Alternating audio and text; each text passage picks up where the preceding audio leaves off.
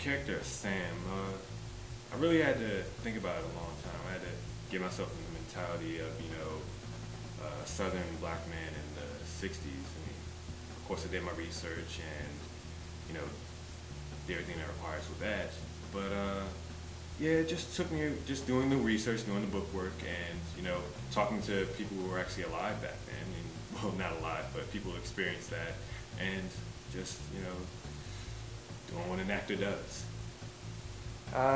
Whenever I'm developing a character, I first read the script, and I try not to think about it too hard until the first day of practice. I like to have it develop organically over time through how the other actors respond to my dialogue and work through it that way. I've done that every time before this, and the only time it's not worked was when I tried to play Hamlet. That wasn't too great. But so for this, I've just been listening to my fellow actors and the director and trying different things, see what works and what doesn't.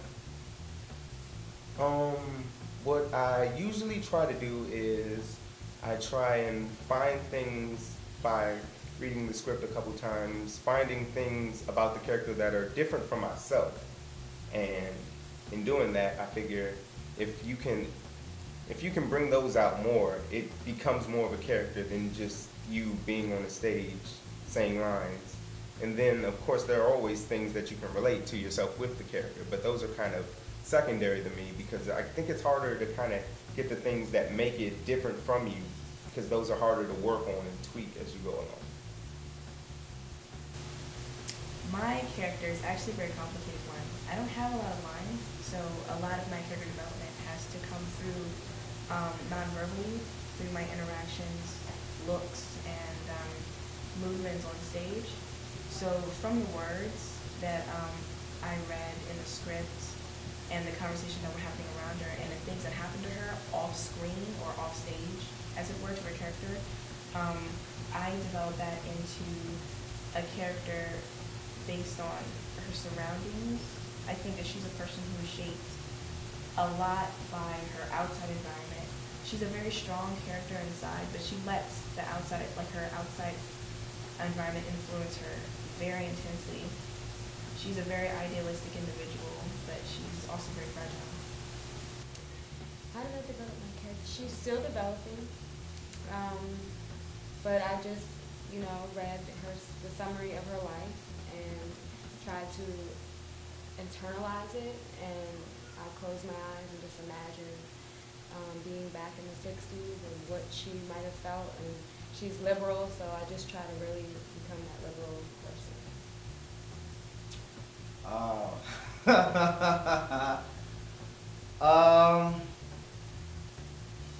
Well, the first thing I did was find the good in Philip. I found like the hardest work that I had to do was finding the good in him. And what I mean by that is finding reasons why he's there. He's obviously there for a good reason. He wants to fight. But in what way? So I wrote backstory on him. I watched a lot of different television shows to help me get into the mindset of what it takes to play a character like Philip. And most importantly, I think sort of like changing my lifestyle from what I ate to how I worked out to what I thought about to trying to live and breathe the character. Like every day I would try different things, I would say different things and see what felt more natural to me. So it was a long process. I'm still not done with it yet though. My character is actually mostly based off of me. A lot of the things that the character went through in this play, I went through in real life. So it's really easy for me to let that out.